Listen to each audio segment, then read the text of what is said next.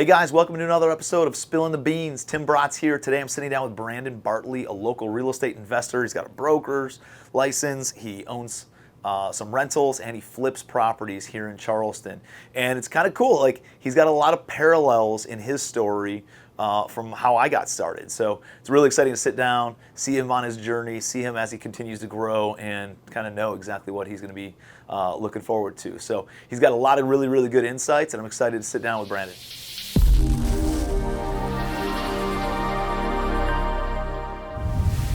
Brandon, what's going on, buddy? How's it going, Tim? Dude, good to be here, man. Excited to have you here, man. So, you got a lot of good stuff going on. I think what I'd like to do is I want to dive into your backstory, right? How'd you get onto this entrepreneurial journey? Let's talk a little bit about what you have going on in business today, and some of the good, the bad, the lessons learned along the way, and then we'll dive into what does the future look like, right? Like, what do you see with the economy, the markets? What are some of your goals over the next 12 to 36 months? And where do you see bottlenecks in those goals? And I think, dude, let's just kind of talk through it. Let's have some coffee and spill the beans on entrepreneurship, bud. So can you share some background? Yeah, absolutely. Originally from upstate New York. Mom was in education. My dad was an entrepreneur. Yeah. So watching him, build businesses or have a couple of businesses growing up. And What kind of businesses? So he started off in a pressure washing business, and then that kind of grew just through his contacts into kind of commercial contracting. A lot of the universities in our area, they would have odd stuff that they didn't want their maintenance crews doing, so it was just kind of stuff that he would have his crews go in and do, and so it just kind of grew from there, and then got into some more commercial janitorial stuff as well. So just kind of grew from there, and he also had a handful of rental properties there in my hometown. So growing up, being around that, just kind of got the real estate itch, and really became a passion. That I really knew that I wanted to go into real estate and be an entrepreneur.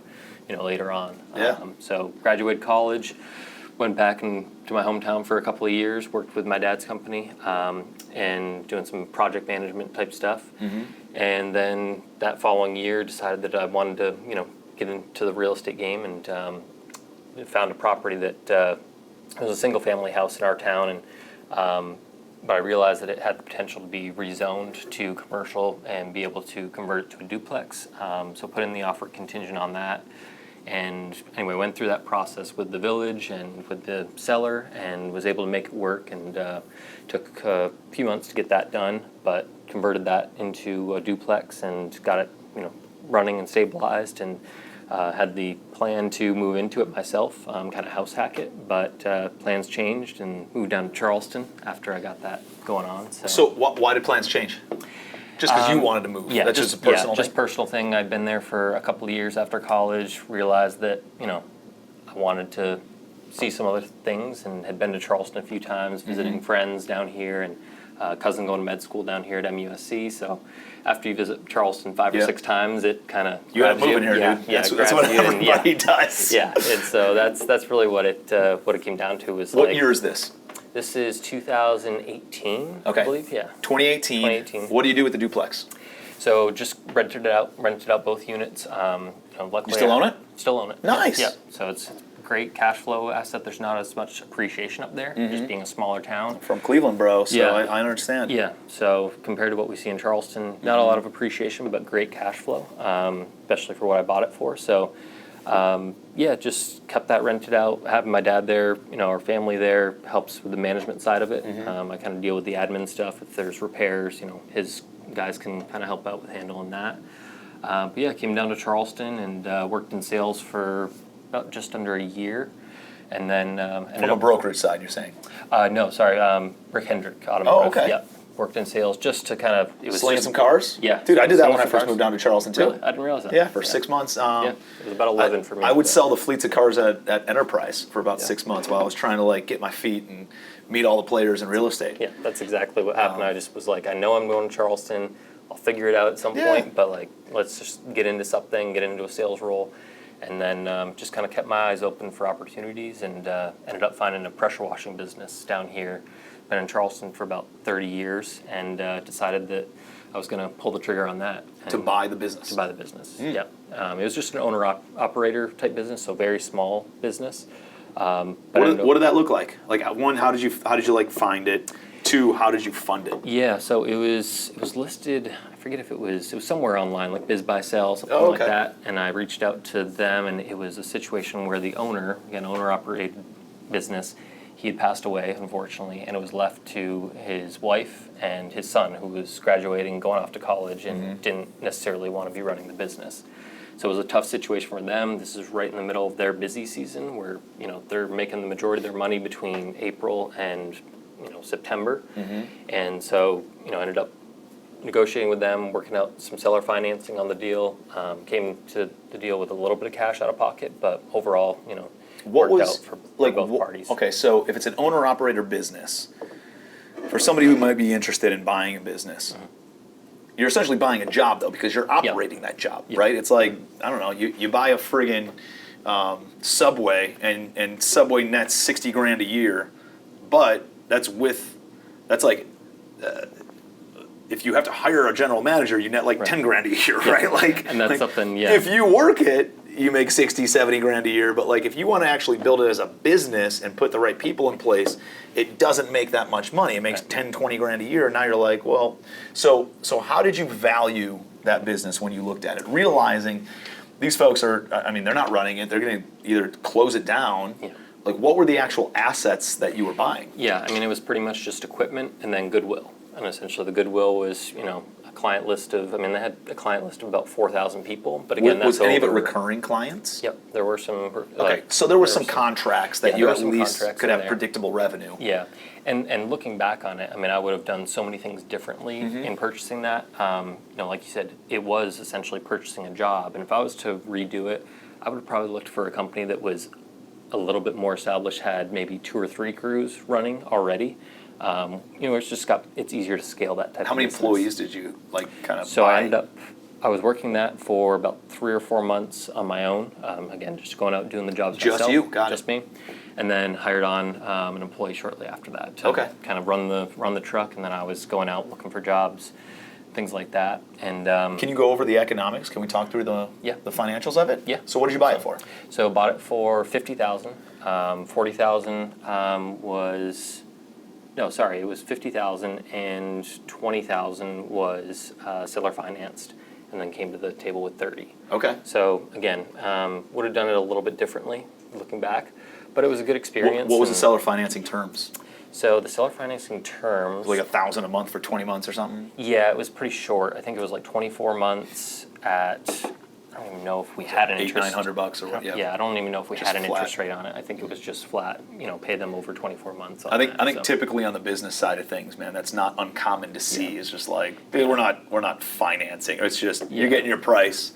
Yeah. I'm gonna make principal interest or principal only payments to you over the course of X number of timeline. Yeah, I think they were more worried about that top line number, like getting, that top line number. They weren't necessarily looking at getting a great interest rate on the seller financing. So that was kind of how we worked it out, and moved on from that. And So where's the opportunity there for somebody who wants to buy an owner occupied? Because I think this is just, I don't know, it's a cool little side, and it's a lesson learned, and then you've been able to take those lessons and then put it into your real estate business and everything else, right? And so for somebody who's looking to buy something like that, like how can they really monetize it? So you got the list of 4,000 clients. There's some recurring revenue that's there. What's that recurring revenue? What did it look like on a? Yeah, you mean like the contract? Yeah. Yeah. What do the contracts look like? Yeah, that was something that I think property management is a great lead source there. Getting in with the property managers is huge because they can send you recurring business, and then even set up some contracts, some monthly contracts or quarterly, whatever they need. If they're managing like HOAs, they need pool decks, sidewalks, things like that done on a recurring basis. Getting those contracts in place and having it come from a property management company where that you're going to get paid. It's not, a one-off transaction. So. What would you have done differently?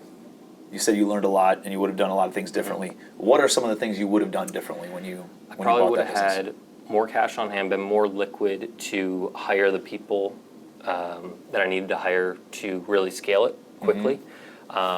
Whereas I was kind of, went into it and was working it myself for a while, then hired on one employee, but it was a slow process to scale when you're trying to, generate the money to then fund the rest of the business. So that's what I brought, or bring on a partner and have them be the money partner and, be able to get people in place, get a team in place to really be able to scale it. So.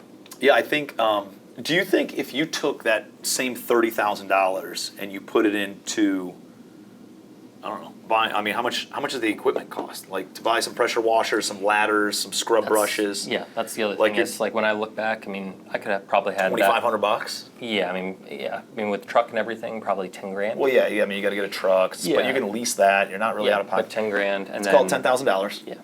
All right, so $10,000 for supplies. The other $20,000, do you allocate that towards marketing? Do you allocate that towards hiring some people? What would you do there? With that, I would go into marketing. I would Yeah. push it into marketing and really try to scale it that way. Marketing is an investment. There's an ROI on your marketing if it's done the right way, right? A lot of people just burn marketing. They don't follow metrics. They don't see what's working, what's not working. They don't get feedback on those things.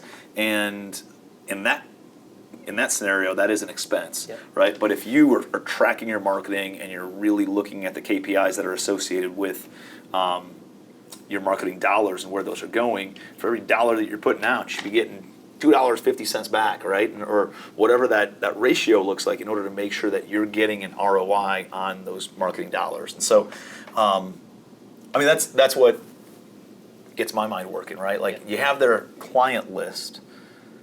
My question, I think the risk there is, do the clients, do they have the relationship with the guy who passed away? Yep. Or is it with that business? Are they going to pass that same level of commitment and loyalty onto you? Yep. And that's where the risk therein lies. And that was, one of the challenges was, these people that I'm calling on the list after I acquired it, they don't know if I'm going to hold up the same standards that the previous guy did. And so I really had to kind of prove to them that we were going to run things, exactly the same way. We were going to have the same quality of work. So that was, one of the, I say challenges, but I think we did do that very well. I think we held that standard and kept a lot of the repeat customers that were, associated with the business. Well, it is a pain in the ass. You get the same landscaping company, they get the job done, everything's good, and then all of a sudden you got to change and find another, and interview 3 more landscaping companies, bid out pricing, and all this. It's like, okay, hey, just here's the thing, Brandon, just make sure that you do the same good job that the last guy did, right? They just want to make sure things get done, especially at the larger institutional level. Exactly. So yeah, that's fascinating. So how long did that business last? So I was in that business, again, running it, had one employee running one of the trucks. I was dealing with the admin stuff. Knew, again, that I wanted to be doing real estate in Charleston in some form. And for me, the first step was to get into a house hack. Just kind of low the money down, get into a house hack and offset some of those living expenses. And decided that I was also going to get my real estate license just to, 1, learn the market, and 2, also just to offset, some of the commissions that I might be able to put into the deal. So ended up getting my license about a year, actually it was about 6 months after I acquired the pressure washing business. And teamed up, actually started working with Dan Rivers on a few things, partnered up with him. He kind of took me on he was definitely a mentor to me early on, and learning kind of the real estate sales side and doing the right things and not the wrong things early on. And then ended up also quickly found out that it's hard to get bank financing when you're newly self-employed. So had to go through a few hurdles with that, and but ended up being able to get the financing for it. How'd you do it? FHA loan, 3.5% down, and then I was. Did you have a cosigner? No, didn't need a cosigner on that one. Oh, really? Yeah. So you're able to, because I was self-employed. I house hacked my first primary residence too, and I was self-employed and I couldn't get the loan myself. I had the 3.5% down, but I needed to get a cosigner on it, and so. I think what they were able to do, I had a great lender on it, and she was like, "What business are you in?" And I told her I owned a pressure washing business. She's like, "Do you have any previous experience with that?" And my dad had his pressure washing business. She was like, okay, if you can show, something from him showing that you worked in that business previously, we can count that towards. Dude, I think that makes such a So- difference to have people in your circle who are in your power network, let's call it, who are solution-oriented people. I was on a phone call with somebody yesterday, and without having to get into it, it was like they were having some issues. We were in business together, and they essentially have an advisor who's like an attorney, right? Who's like, you can't do this, can't do this, can't do this. I was like, all right, well, what solutions did they say to those things? Yeah. Well, they didn't propose any. Yeah. Okay, well, like, why would you even be around somebody who's just negative all the time, saying negative things all the time, without bringing anything productive to the relationship or to the partnership or to their advisory capacity? Like, what do you think I pay you for, right? Like, I don't need you to tell me that I can't do something. I want you to tell me the legal ways that I can do something, or a way to work around. It's like an inconsequential. It's like a little liability thing. You're a friggin' attorney. I don't know. Tell me to get an indemnity agreement or something. Like, there was nothing that this person proposed at all in order to like overcome this minor obstacle that we were trying to work through. And it's like, dude, how come those people? I mean, it's not difficult, I feel, to rise to the top 10% of producers in this world if you are just resourceful. Yeah. If you just know how Be to a problem problem solve. Like, it's all you have to do is not be a lazy bum and stop, right? Like, just, I don't know, take it one step further. Think about a way that you can solve a problem or create a solution for somebody, and it just doesn't exist. So I love that your mortgage broker had that solution-oriented ideology, was able to make that happen. Yeah, it was great, and like you said, you need those people on your team to make these things happen, because if you're not in the mortgage industry, you're not going to know what the requirements are. You rely on them to have the experience and get the deal done. And when somebody that's getting paid, only gets paid when the deal gets done, that's they're incentivized to be a problem solver. That's how it all should be. Yeah. I like that. One other thing that you mentioned earlier was Dan Rivers, and Dan's a dear friend of mine, and work out with him 3 days a week, and he's a member of our mastermind, and just a great overall guy. And one thing I've noticed about Dan is he's very, like, he's always looking forward. He's always looking ahead. He always wants to do big things and do bigger things. But also, dude, he downplays how awesome he is, right? He always, he doesn't realize, or maybe doesn't give himself enough credit for how fantastic and how smart and how much he's invested in himself to learn these things, to then be able to mentor somebody else, right? And I think a lot of us have these self-limiting beliefs of like, well, who the hell am I going to mentor? Who the hell can I, like, what value can I bring to the table? Well, guess what? Dan, for where he was in business at that time, maybe couldn't mentor somebody who already had a 500-unit portfolio or something. But there's a lot of people who are trying to get their third door, their fifth door, their 10th door, their whatever.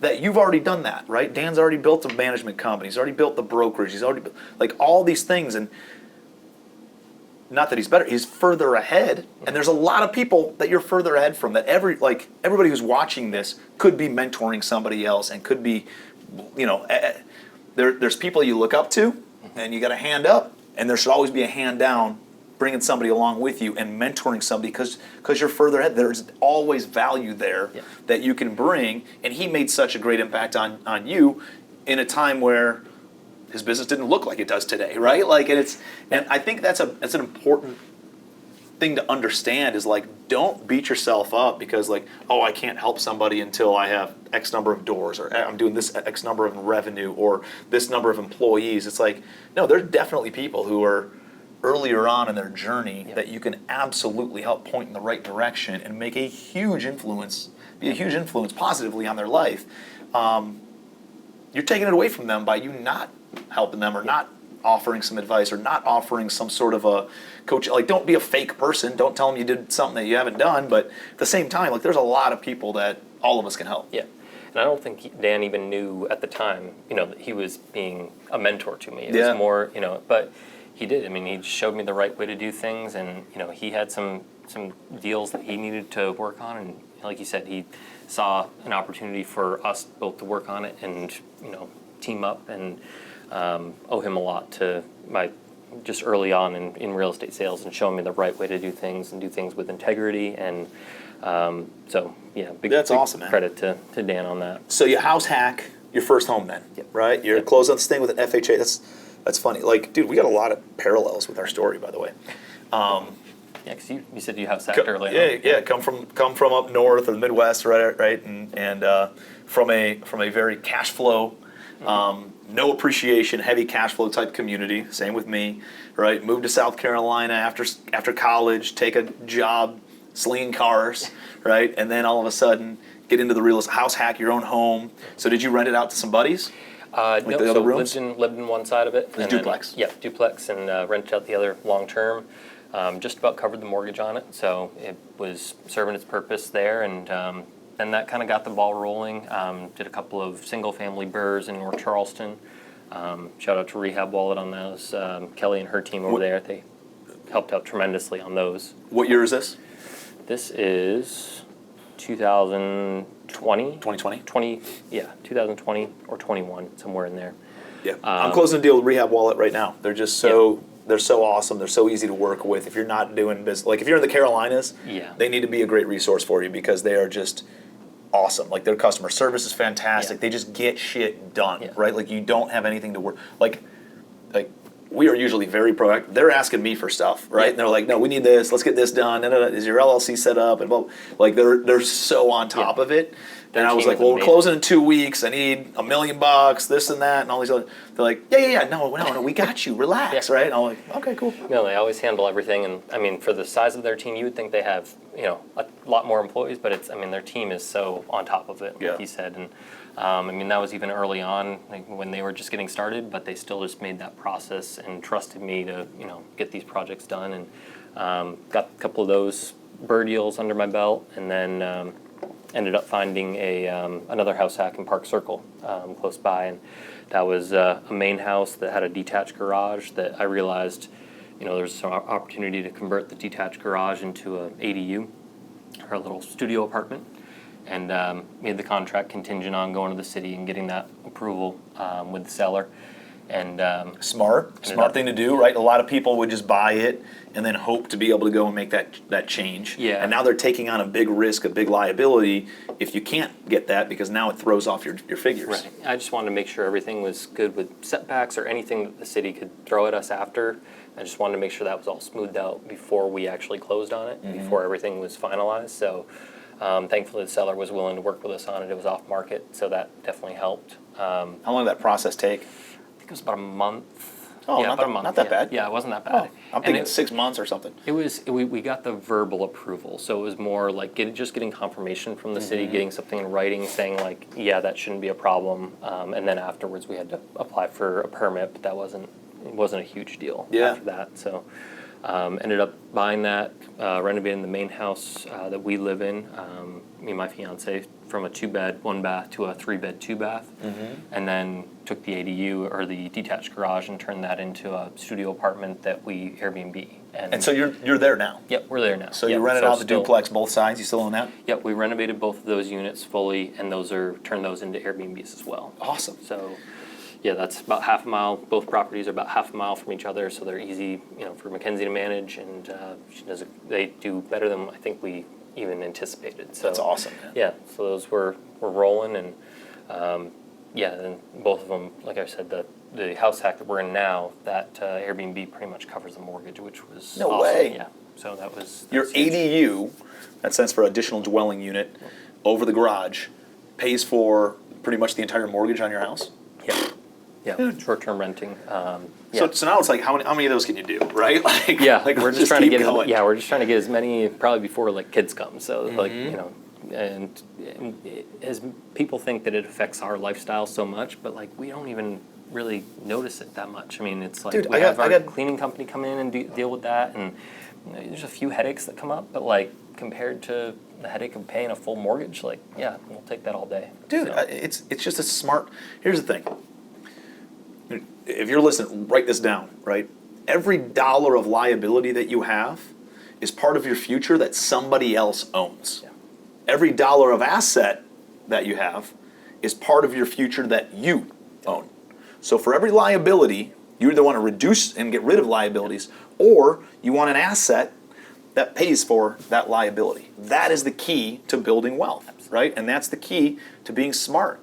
And people are like, oh, well, it impacts our lives. No, dude, I freaking rent my house, my primary home, which my wife doesn't love, right? She doesn't love it. But I rent my primary house, it's a beach house, for 10 weeks every summer, because I go up to Ohio, where we're originally from. We summer in Ohio, and I'm on the ocean, right? And this thing rents for $15,000 a week in the summertime for 10 weeks. I give it to the management company. They manage it, they handle it. And I bought it at a great time where, my house is probably worth, I don't even know, $6 to $7 million, depending on which way the wind blows, right? Mm-hmm. But I bought it for $3 million, and my total cost to own it is about it's about $18,000 a month. So it's around, right around $200,000 a year. So dude, they rent it for $15,000 a week, 10 weeks a year. There's a management fee. There's some other expenses and stuff. Let's say I know it's over 100, but let's call it $120,000, $110,000. Dude, it covers more than half of my cost for 10 weeks when I'm not even there. Right, for 2 months of the year, and my wife is financially savvy enough where she's like, all right, fine, we'll do it. That's worth like, she doesn't want to do it long term. But it's like, well, I don't know. Why not? Yeah. Like, who cares? There's always going to be some inconveniences to things, but it's like, when the benefit is that. But you're not drastic. even doing you're not even doing your primary residence. It's just it's just in the back, and it feels we have it fenced off, and it feels like we have a small little neighbor property. I got two of my best buddies who live in Old Village. One's got a house probably worth $6 million. The other one's got a house that's probably worth at least $3 million. They both rent their ADU, and it crushes, and it offsets a huge chunk of their mortgage. It's like you got and it doesn't impact their lifestyle at all. And these are like, very wealthy people, and they don't need to do it, but they do it because it's a smart business thing to do. It's a smart personal finance thing to do. Yeah.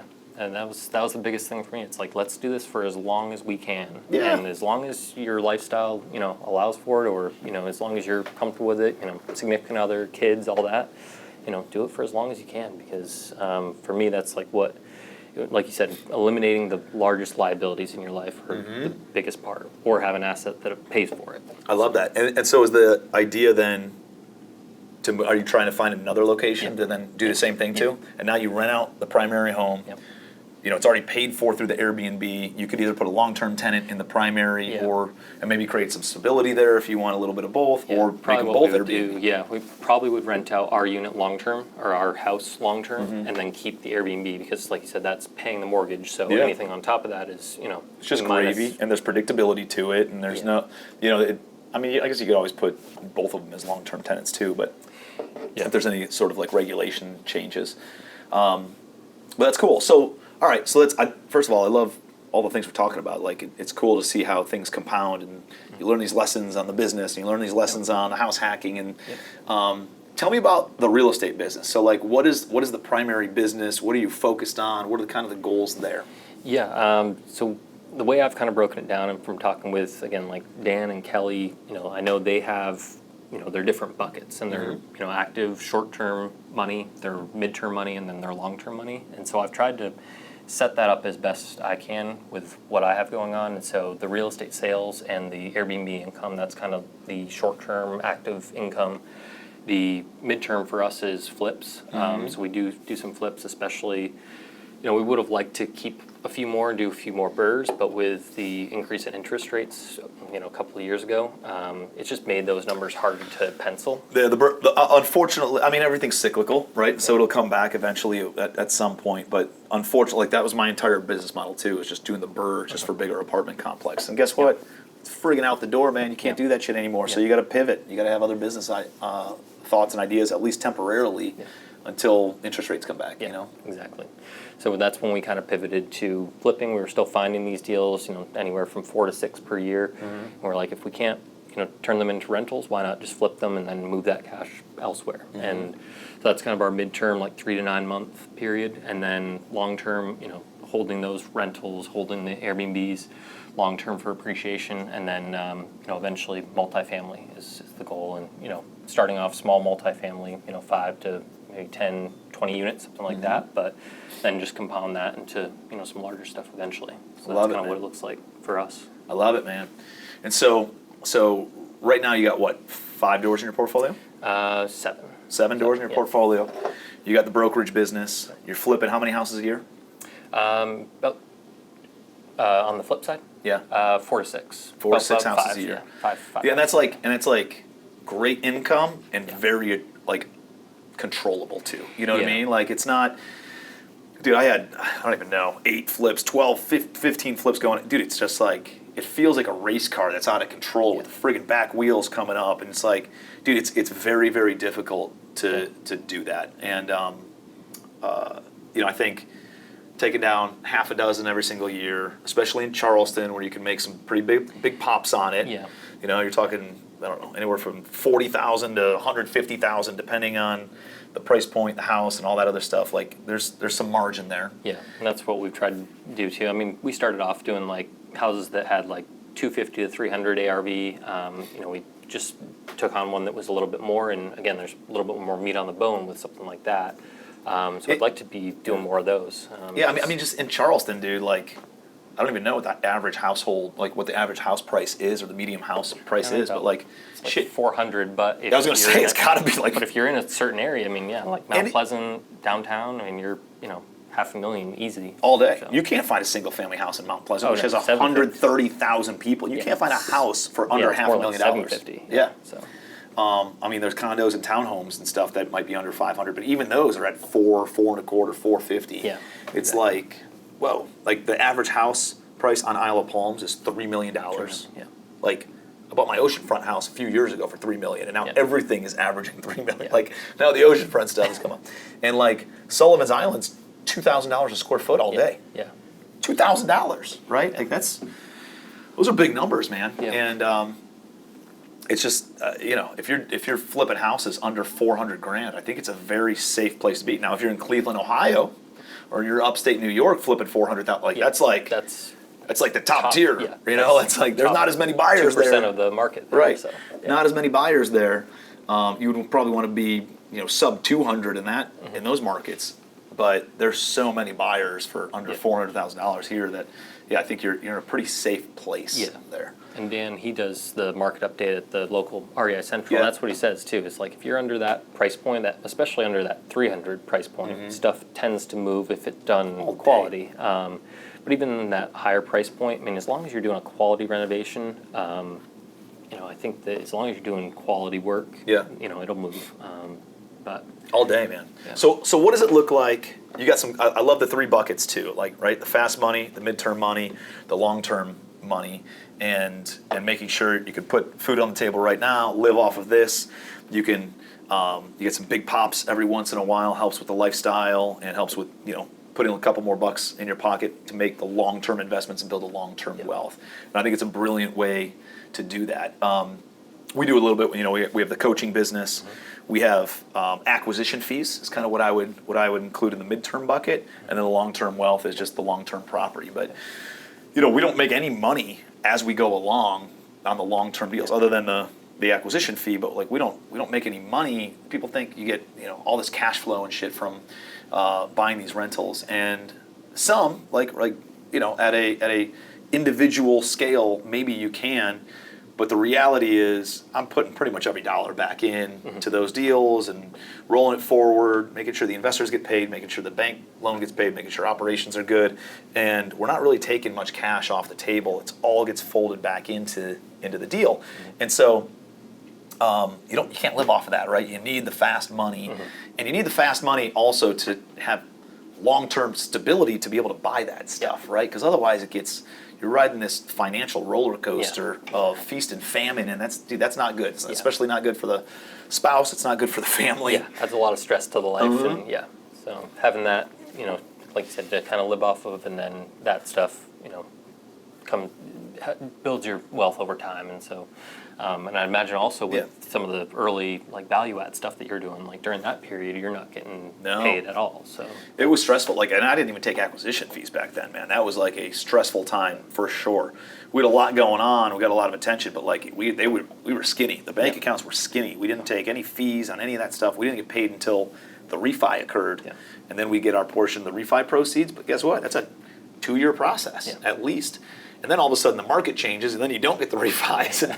What do we do? So, but I will say the long-term hold stuff is like forced savings, and the tax advantages of holding of that stuff offsets the short-term money.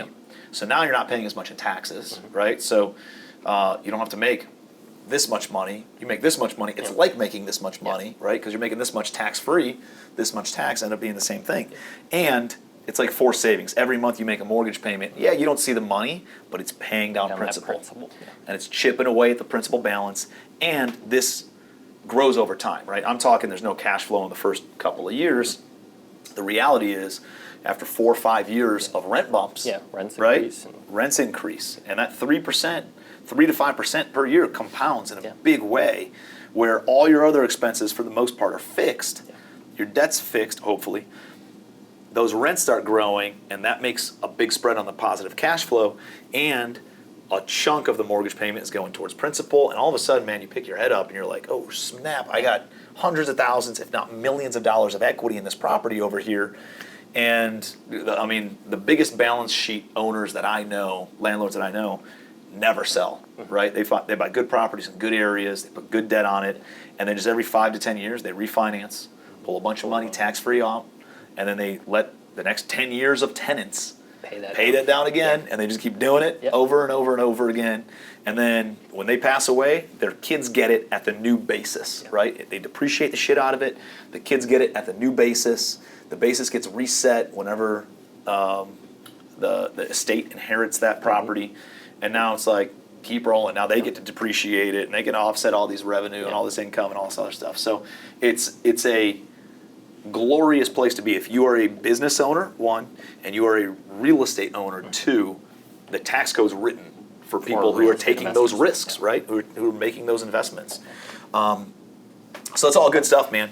Give me, what does the next 24 to 36 months look like? Like, how would you like to see your business pivot, change, improve, grow, scale? Yeah, I mean, I'd like to see, all facets of it grow. I mean, especially from the real estate sales side. I think that we're going to see, last year was a tough year for a lot of people in real estate sales. So I think, if we see rates dip a little bit, we're going to see some growth there, or at least things come back and it be a great next 24 to 36 months.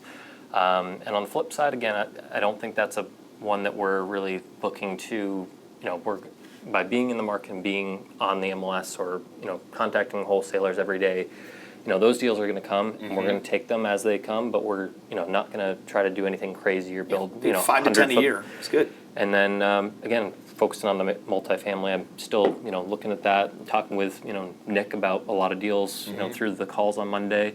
So just trying to focus on that and lock down a deal in the next 12 months. Anywhere from 5 to about 20 units. I love it, man. Well, there's a lot of exciting stuff, man. Like it's cool to see how you've taken all your experience and scaled that, how you've grown some things. You're making the investment in the future of realizing, like, this is where I want to be. This is where I want to be spending my money. These are the people I want to surround myself with. You got all the right connections, and it's exciting to see where things are going to be for you over the course of the next 36 months. So excited to be on the journey with you, bro. Appreciate you being here, man. Appreciate you having me on. Thanks so much.